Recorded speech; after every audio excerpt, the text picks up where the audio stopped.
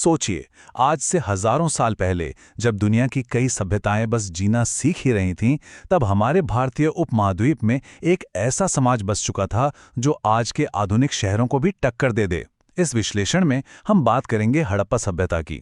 ये सिर्फ ईंटों और खंडरों की कोई आम कहानी नहीं है, बल्कि एक ऐसे समाज का गहरा अध्ययन है जिसकी तकनीक और लाइफस्टाइल आज भी हमें पूरी तरह से हैरान कर देती है। आज के हमारे इस अध्ययन को हमने मुख्य रूप से 5 हिस्सों में बांटा है। हम देखेंगे उनका नगर योजन, दैनिक जीवन और कृषि, धर्म और मान्यताएं, व्यापार व कला और अंत में उनका वो रहस्यमयी पतन। चलिए, सबसे पहले बात करते हैं नगर नियोजन यानी उनके आर्किटेक्चरल ब्लूप्रिंट की। आपको जानकर हैरानी होगी कि इनके शहर कोई ऐसे ही बेतरतीब नहीं बसे थे। सब कुछ पूरी योजना के साथ बना था। सड़कें बिल्कुल सीधी थी, जो एक दूसरे को समकोण पर काटती थी। घर पक्की और मजबूत ईंटों के बने थे। लेकिन सबसे कमाल की चीज उनकी जल निकासी व्यवस्था। गंदे पानी को बाहर निकालने के लिए उनके पास एक बेहद सुव्यवस्थित और ढकी हुई प्रणाली थी, जो आज भी कई जगहों पर देखने को नहीं मिलती। मतलब उस जमाने को देखते हुए पूरी दुनिया की बहुत ही कम सभ्यताओं के पास इतनी शानदार व्यवस्था थी। ये कोई छोटी मोटी बात नहीं है, बल्कि ये उनके बेहद उन्नत और वैज्ञानिक दृष्टिकोण का एक पुख्ता प्रमाण है। अब चौड़ी सड़कों और पक्के मकानों से निकलकर चलते हैं उनके जीवन की तरफ। हमारा दूसरा पहलू है दैनिक जीवन और कृषि, यानी हड़प्पा के लोग। उनका समाज बहुत ही सुव्यवस्थित तरीके से काम करता था। कोई खेती कर रहा है, कोई पशुपालन में लगा है, तो कोई व्यापार और बेहतरीन हस्तशिल्प का काम कर रहा है। और अगर हम कृषि की बात करें तो उनका एग्रीकल्चर बहुत मजबूत था। वो मुख्य रूप से गेहूं, जौ और कपास जैसी फसलें उगाते थे, जिससे इतने बड़े बड़े शहरों का पेट भरता था। और यहाँ इतिहास का एक बहुत बड़ा रोचक तथ्य है। क्या आपको पता है कि पूरी दुनिया में कॉटन यानी कपास का सबसे पहला इस्तेमाल यहीं हमारी हड़प्पा सभ्यता में ही हुआ था? जी हाँ, ये एक ऐसा माइलस्टोन है जो सीधे तौर पर इस सभ्यता के वैश्विक महत्व को साबित करता है। सिर्फ खेती ही नहीं, उनका व्यक्तिगत जीवन भी काफी कलात्मक था। हमें जो सबूत मिले हैं वो बताते हैं कि उस समय भी महिलाएं बेहद सुंदर आभूषण पहनती थीं, और उनकी मिट्टी के बर्तन बनाने की कला वो तो एकदम लाजवाब थी। उन बर्तनों पर की गई चित्रकारी उनके सौंदर्य बोध और कला के उच्च स्तर को साफ साफ दिखाती है।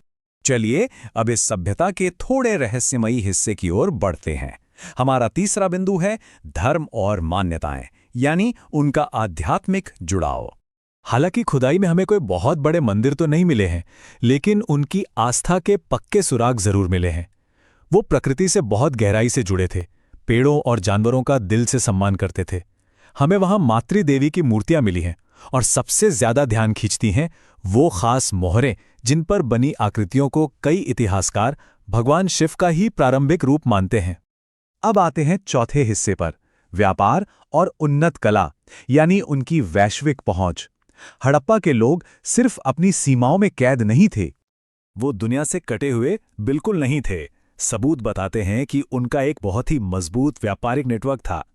सोचिए, उस जमाने में वो हजारों किलोमीटर दूर मेसोपोटामिया तक के लोगों के साथ व्यापार करते थे। ये इतनी लंबी दूरी तय करने की उनकी तकनीक और एक बेहद मजबूत आर्थिक प्रणाली को प्रमाणित करता है। और वो व्यापार में किन चीजों का लेन देन करते थे? वो निर्यात करते थे अपनी खास मोहरें, बारीक नक्काशी वाले आभूषण, बच्चों के लिए बनाए गए बेहतरीन खिलौने और खासकर कांसे की मूर्तियां। धातु को पिघलाकर उसे इतने सुंदर आकार देना ये साफ दिखाता है कि उनकी टेक्नोलॉजी कितनी ज्यादा एडवांस थी। लेकिन अब इस ऐतिहासिक सफर में एक बहुत बड़ा मोड़ आता है। हमारा पांचवां और आखिरी हिस्सा, रहस्यमयी पतन, जो आज भी एक अनसुलझी पहेली है। सोचकर ही अजीब लगता है कि इतने शानदार शहर, इतना बेहतरीन व्यापार और कला, ये सब अचानक से मिट्टी में कैसे मिल गया? आखिर इतनी महान सभ्यता खत्म कैसे हुई? वे लोग कहाँ चले गए? ये वो सवाल है जिसने दुनिया भर के पुरातत्वविदों और इतिहासकारों की नींद उड़ा रखी है। इस पतन को लेकर कई अलग अलग ऐतिहासिक सिद्धांत दिए गए हैं। कुछ कहते हैं कि शायद कोई भीषण बाढ़ आई होगी जिसने सब कुछ डुबो दिया। कुछ वैज्ञानिक जलवायु परिवर्तन या नदियों के मार्ग बदलने को इसका कारण मानते हैं, तो वहीं कुछ जानकार किसी भयानक अकाल या फिर बाहर से हुए किसी बड़े आक्रमण की थ्योरी भी सामने रखते हैं। पर सच क्या है?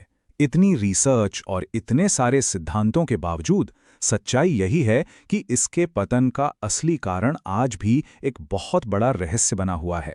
हमारे पास अभी भी ऐसा कोई एक पक्का जवाब नहीं है जो इस पहेली को पूरी तरह से सुलझा सके। तो इस पूरे विश्लेषण से हम क्या सीखते हैं? सबसे बड़ी सीख यही है कि हड़प्पा सभ्यता महज इतिहास की किताबों का कोई पन्ना नहीं है।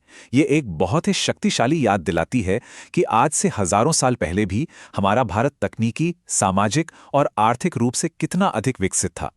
उनका वो लाजवाब नगर नियोजन, कला, व्यापार और फिर अचानक से सब कुछ खत्म हो जाना। जैसे जैसे आज भी नई खुदाइयां हो रही हैं, एक सवाल जहन में जरूर आता है, क्या हड़प्पा सभ्यता का ये गहरा रहस्य कभी पूरी तरह से सुलझ पाएगा? क्या हम कभी जान पाएंगे कि सच में उन लोगों के साथ आखिर क्या हुआ था? इसी विचार और इसी अनसुलझी पहेली के साथ हमारा आज का ये विश्लेषण यहीं समाप्त